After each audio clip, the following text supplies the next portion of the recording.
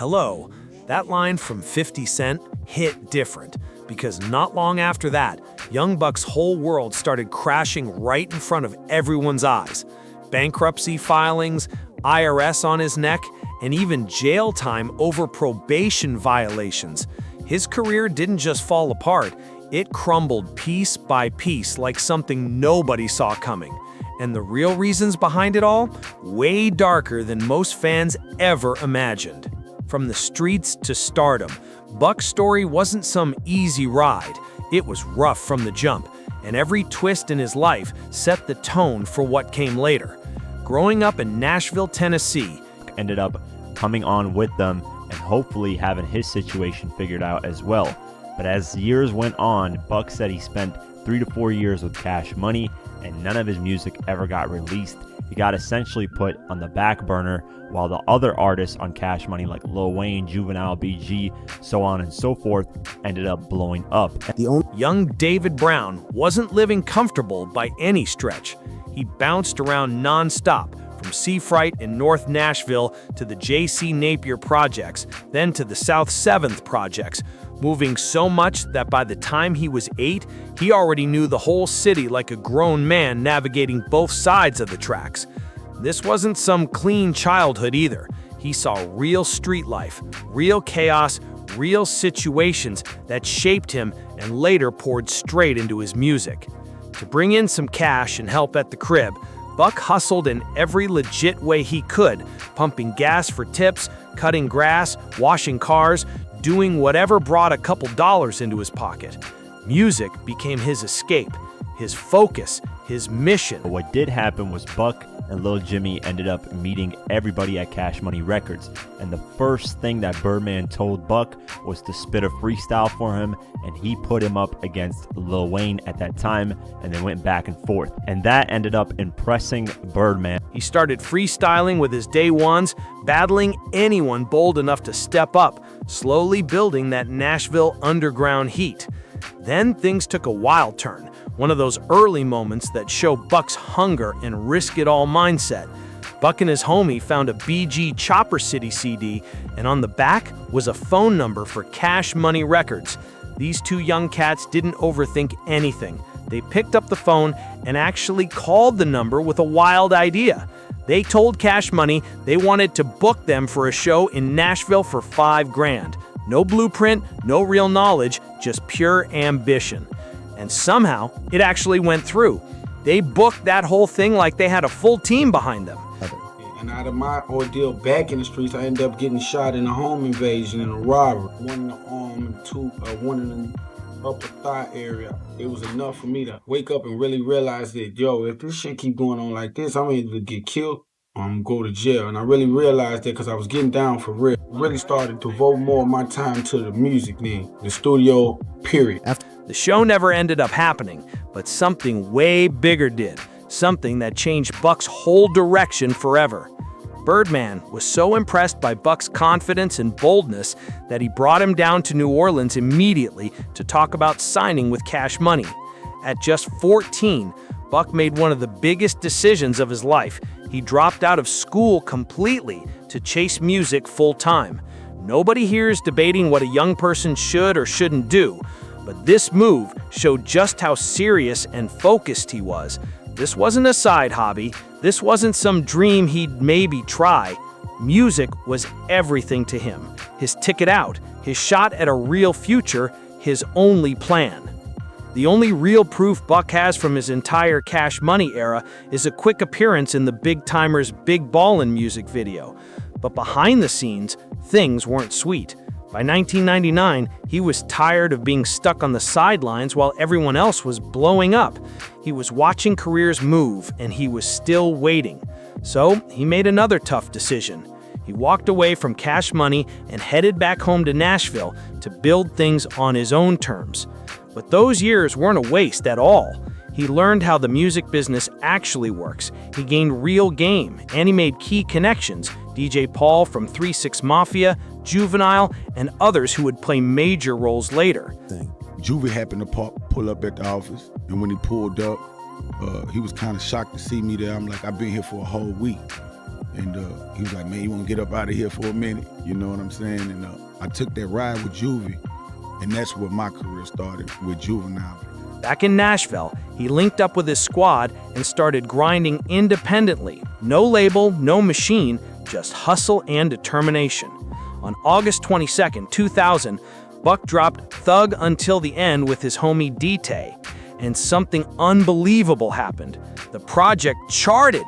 An independent Nashville rapper hit number 34 on the R&B charts and number 17 on the independent charts. For someone pushing CDs out the trunk with no corporate backing, this was massive. Buck moved around 10,000 units on pure grind. And while that may not sound like major label numbers, for an independent artist, it proved something huge. There was a real audience for what he was creating. This moment showed him that his music could actually work, that people were listening, that he wasn't crazy for believing he had a shot. And then something happened that shook him awake, a moment that forced him to choose his path once and for all. After recovering from being hit during that home invasion, Buck made a promise to himself. A week after the deal fizzled out with UTP, 50 Cent ended up calling Young Buck and said, hey, we want that Bloodhound track. We'll pay you $20,000 for it. Let us put it on the album. And the track is getting mixed by Eminem and Dr. Dre. That he wasn't slipping back into the streets ever again. He wanted something real, something built off talent, not danger. So he locked in fully on his music grind with a level of focus he never had before. And right when he needed a break the most, one came out of nowhere through his old Cash Money connection. DJ Paul from 3 6 Mafia, who had always respected Buck's pen and delivery, heard about the shooting and reached out immediately. Project Pat pulled up, scooped Buck from Nashville, and brought him straight to Memphis to get into the studio and record something serious. Those sessions changed everything. Out of them came Buck's first major album placement, Memphis, on 3 6 Mafia's project When the Smoke Clears 6661. That was the kind of exposure that could flip a whole career overnight. This was Buck's first real moment in front of the industry, his first taste of being on something big, something official. But even with that huge opportunity, he didn't sign with 3 6 Mafia. Instead, he went right back to Nashville, grinding independently, but now with way more eyes on him. Shot Money had became a best friend of mine. I'm the best man on this man's wedding. That's how me and close Shot was. Me and Shot were probably closer than me and 50. Him and 50 was, so I'm the best man of his man's wedding. I'm judging Shot not from a business standpoint of his problems with 50, but looking at him as my brother. More connections, more recognition, and a louder buzz than ever before. He wasn't invisible anymore. But let's slow it down, because the way Buck actually ended up in G-Unit, that story is absolutely wild. When things were heating up, Birdman, his old Cash Money link, reached out again with a new proposition. Cash Money wasn't the same as the late 1990s version Buck remembered. Everything had leveled up. Luxury cars, big buildings, huge budgets. The whole operation looked like a different planet compared to what he saw as a teen.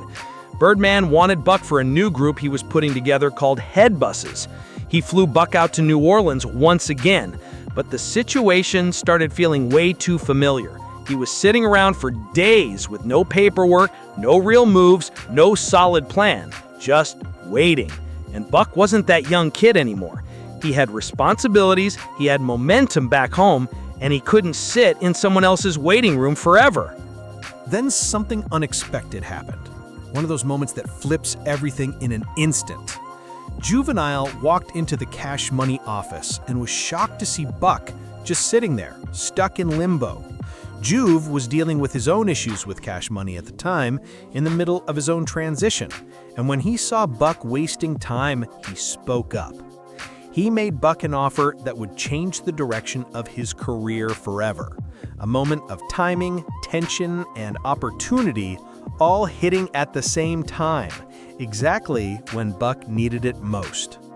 Buck officially locked in with Juvenile's UTP label, but here's a detail that shows how sharp he really was from early on.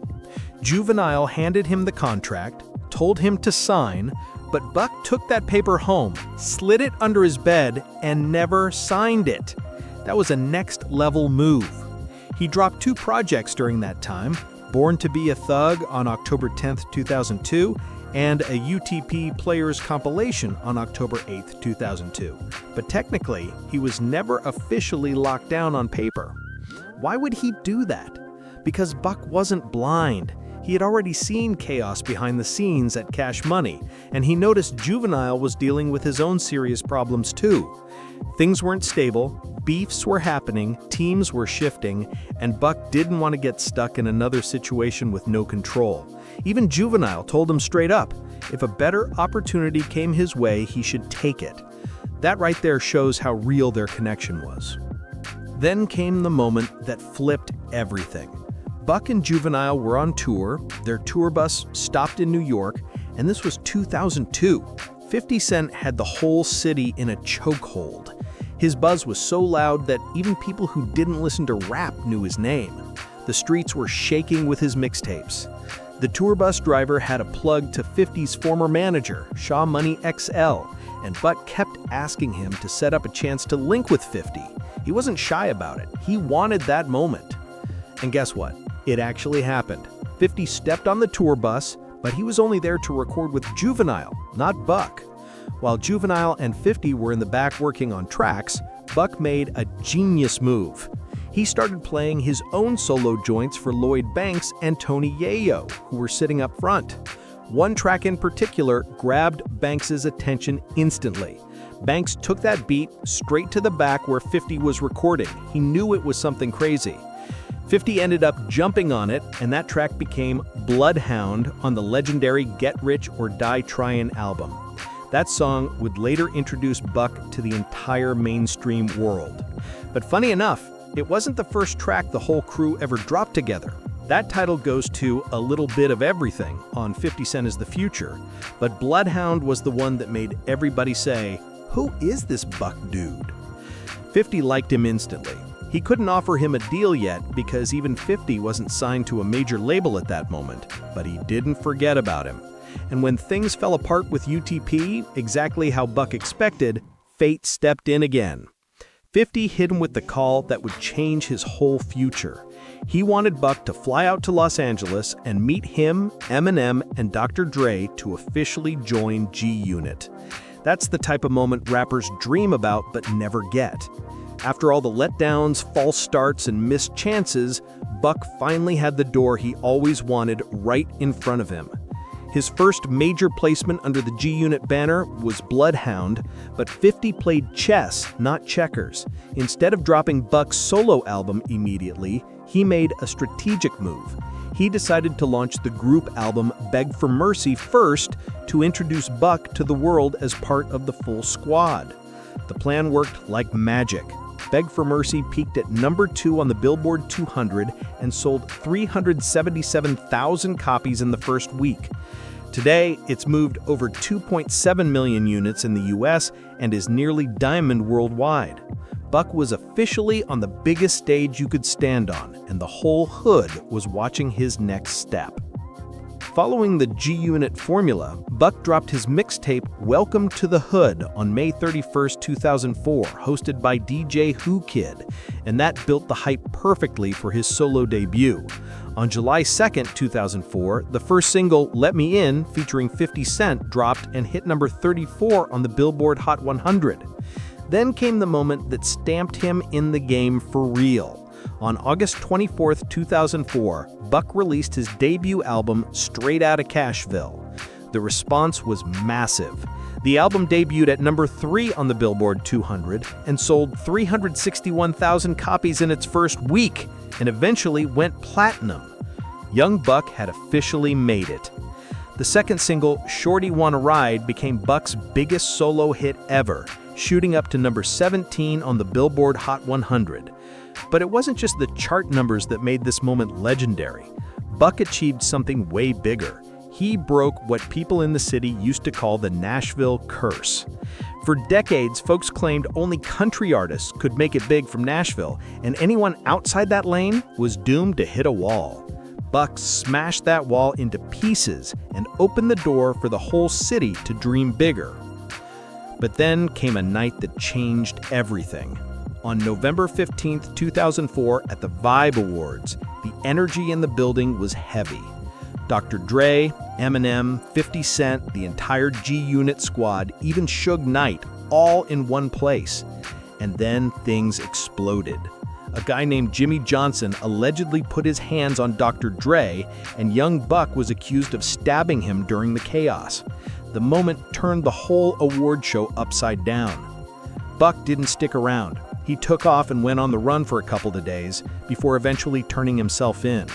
It took nearly a year and a half for the case to wrap up, and once it did, Buck was hit with 3 years of probation and 80 hours of community service. On paper, it was a light outcome, but the moment left a huge stain. It was the first real sign that Buck's street instincts and fierce loyalty could end up threatening everything he had built. But Buck didn't fold. In 2005, he kept grinding like nothing could slow him down. He hopped on 3 6 Mafia's massive hit Stay Fly, which climbed to number 13 on the Billboard Hot 100 and went double platinum. That track had the whole country spinning, and Buck's voice was right in the middle of it. He also dropped an independent album to spotlight the new G-Unit South artists, because 50 had put Buck in charge of running the entire southern division of G-Unit. Buck wasn't just a rapper anymore, he was running a whole movement inside the movement. 2006 came, and Buck flooded the streets with mixtapes building the hype for his next album. On February 6, 2006, he dropped Case Dismissed, the introduction of G-Unit South with DJ Drama. It was both a victory lap for finishing the legal situation from the Vibe Awards and a major introduction for the artists Buck was grooming under the G-Unit South banner. Everything felt like it was lining up perfectly for him. But behind the scenes, trouble was brewing. As Buck was working on his second album, Buck the World, tension exploded between 50 Cent and their shared manager, Shaw Money XL. Their relationship broke down badly, and 50 called all the G-Unit members together and laid it out straight. Everyone needed to drop Shaw Money as their manager because he was cutting ties with him completely. Here's where things got complicated. Buck's loyalty, one of the things people loved about him the most, turned into a problem. Buck wasn't just cool with Shaw Money, he was practically family to him. He was the best man at Shaw Money's wedding. That's how deep the bond ran. So when 50 told everybody to walk away from Shaw Money, Banks and Yayo followed orders instantly, but Buck didn't. And that decision would become one of the biggest turning points in his whole career. Buck saw Shaw Money as more than a manager. He saw him as family, someone who rode for him, someone who never did him wrong, someone who stood beside him during the biggest moments of his career. So in Buck's mind, there was no reason to turn his back on him just because tension sparked between Shaw Money and 50. Buck believed the situation would get fixed eventually, and he wasn't about to abandon someone who had always kept it solid with him. But 50 didn't see it that way at all. To him, Buck's loyalty to Shaw Money looked like Buck was choosing a side and not his. The resentment started instantly. You could literally see the divide forming. Banks, Yayo, and 50 were showing up together at events, moving as one tight group, but Buck and Shaw Money were left behind to push Buck's project on their own. That separation wasn't subtle, everybody could see it. And Buck feels like this is one of the main reasons his album Buck the World didn't explode the same way his debut did. The machine wasn't behind him like before. It still did solid numbers, 140,000 first-week sales and a number 3 debut on the Billboard 200. But the singles I Know You Want Me and Get Buck didn't hit the same level as the ones from his first album. Even though it eventually went gold, the energy just wasn't the same because the push from the full G-Unit team was just not there. At the same time, 50 started accusing Buck of being too close with all of his rivals, The Game, Jadakiss, Fat Joe, Jim Jones, and others. But Buck has always said he wasn't out here building friendships with them. He was actually passing information back to 50 about what they were saying. He thought he was helping the team, not hurting it. But 50 saw any communication with rivals as a threat, no matter what the intention was. Then came the money problems. 50 claimed Buck was blowing through cash recklessly and ignoring his taxes, and he said he had to step in and pay Buck's taxes twice before reaching his limit. By 2008, Buck found out he owed $300,000 to the IRS. That number hit him like a weight dropping out of the sky, and it became one of the biggest problems he ever faced. Then the year took an even rougher turn. In January 2008, Buck performed at a show with Lil Wayne and Birdman, and right there on stage, they told the crowd that Buck should leave G-Unit and join Young Money, Cash Money. Buck didn't push back. He actually seemed to agree with it in the moment. 50 saw the footage and was furious. In February 2008, G-Unit dropped a new mixtape called Return of the Body Snatchers Volume 1, and fans instantly noticed something strange. Young Buck wasn't on it at all. This confused people because just a few months earlier, they had released a track together called Feel Good, so everyone assumed everything was smooth. But then came the moment that blew everything up and left damage Buck is still dealing with today.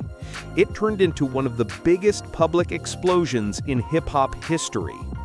In March 2008, 50 Cent and Young Buck had a private phone conversation, one nobody knew about. But the whole time, 50 was secretly recording that conversation. After they talked, things seemed cool again on the surface. Buck even appeared on tracks for G-Unit's Elephant in the Sand mixtape that same month. But that phone call was about to become the spark that lit a fuse he never saw coming.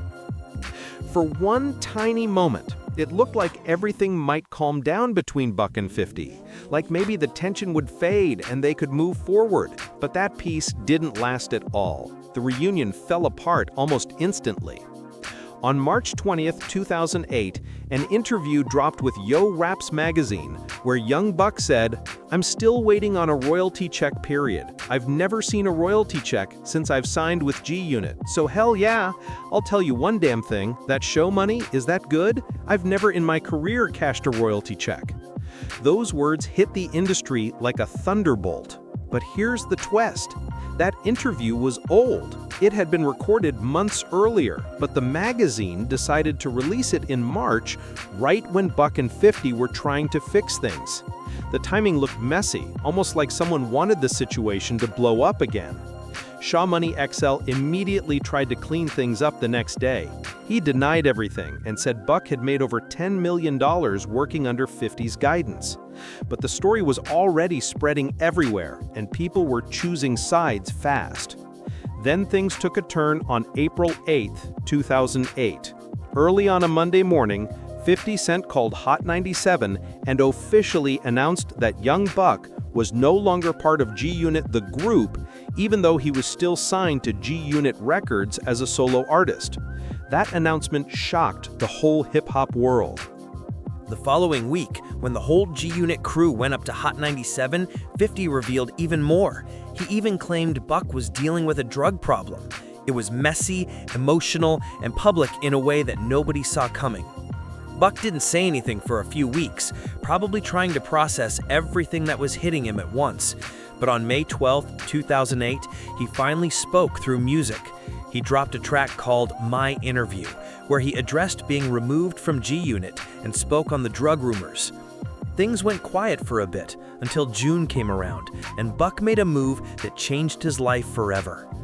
On June 15, 2008, Young Buck stood on stage in front of a crowd and yelled, "G-Unit!" It was loud, emotional, and raw. That moment marked the point of no return, the final line in the sand. Just 2 days later, on June 17, 2008, 50 Cent responded in the harshest way possible. He released the full recorded phone call where Buck was crying and asking for support.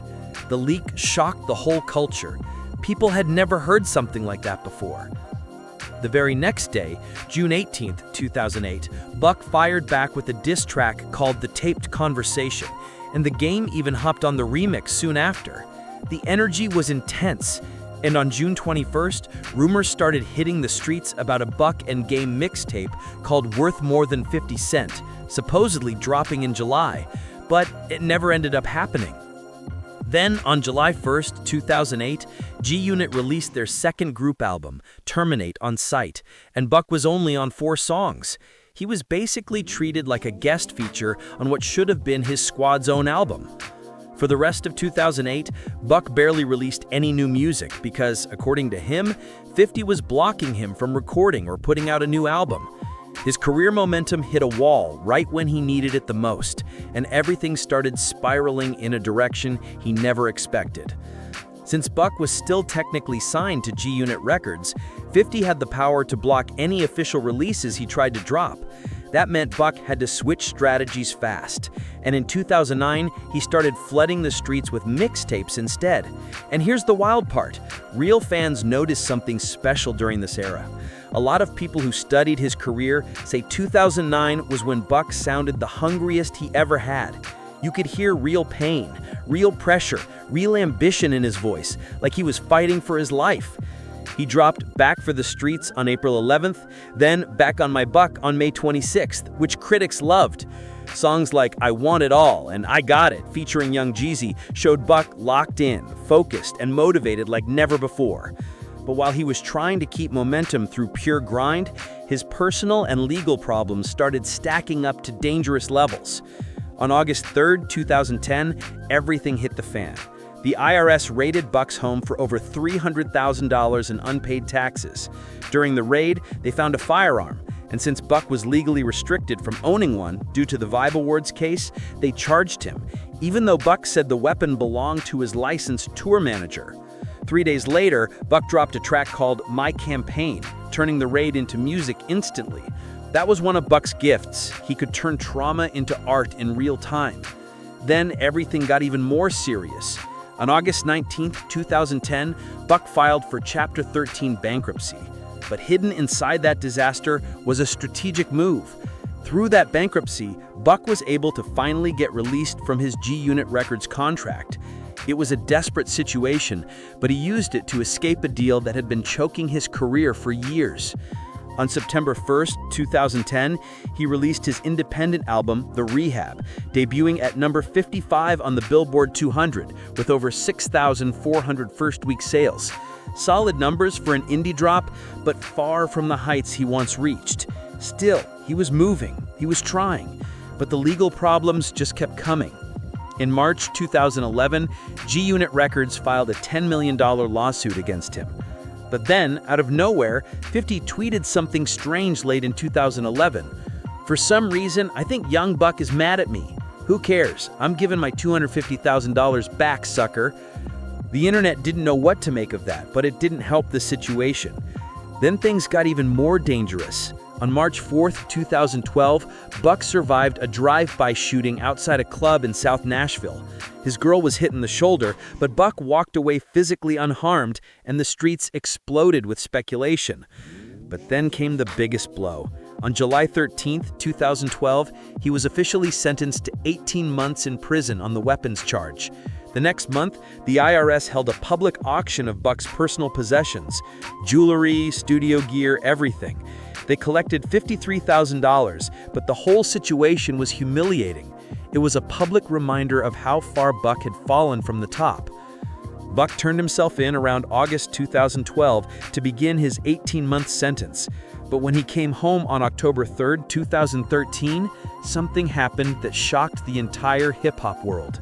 Behind the scenes, 50 was fixing old relationships with Banks and Yayo, and apparently thinking about Buck too. Then, on June 1st, 2014, at Hot 97 Summer Jam, 50 brought out all 3 original G-Unit members, and the crowd lost it. Buck was officially back in the crew. They dropped The Beauty of Independence on August 25th, 2014, and The Beast is G-Unit on March 3rd, 2015. Fans were excited, really excited. For a moment, it looked like the old G-Unit energy was finally back. And Buck didn't slow down. He launched his ambitious 10 mixtape series, 10 Bullets, 10 Bricks, 10 Pints, 10 Bodies, and more between 2015 and 2018. His work ethic was crazy, and he proved he still had fire left in him. But then more legal problems hit again. On July 15, 2016, Buck was arrested for allegedly threatening to burn down his ex-girlfriend's apartment and received 7 months in jail. Another setback, another delay, another roadblock in a career that already had too many. By 2018, things seemed to rise again. Buck dropped Can't Lose on March 30th, 2018, a track so strong fans thought he was finally back on his way up. Then he announced his third studio album would be executive produced by both 50 Cent and Dr. Dre, something that set the whole internet on fire. But history repeated itself. The relationship with 50 fell apart again. 50 claimed Buck owed him over $300,000 and started hitting him with cease and desist orders blocking anything Buck tried to release. And then 2019 brought a scandal that went viral instantly. Leaked audio of Buck talking to a trans person surfaced online. 50 mocked him publicly, posting hateful content, and the hope of another reunion was destroyed instantly. In 2020, Buck filed for bankruptcy again, this time specifically to get out of the contract and dodge 50's lawsuit. But after a long battle, Buck lost the case in 2023 and agreed to pay $200,690 of the alleged $250,000 debt. To make that payment, he had to liquidate over $1.05 million in assets. Around $445,000 went to legal fees, leaving about $600,000 for debts. Then in April 2025, he was arrested again and sentenced to 30 days in jail for violating his bond supervision related to a pending domestic assault case from 2020. He was released around May 12, 2025, and his trial is now scheduled for January 12, 2026. But despite everything, every setback, every legal hit, every public moment, Buck appears to be in a much better place mentally and emotionally today. He's standing stronger than before, ready to rebuild once again.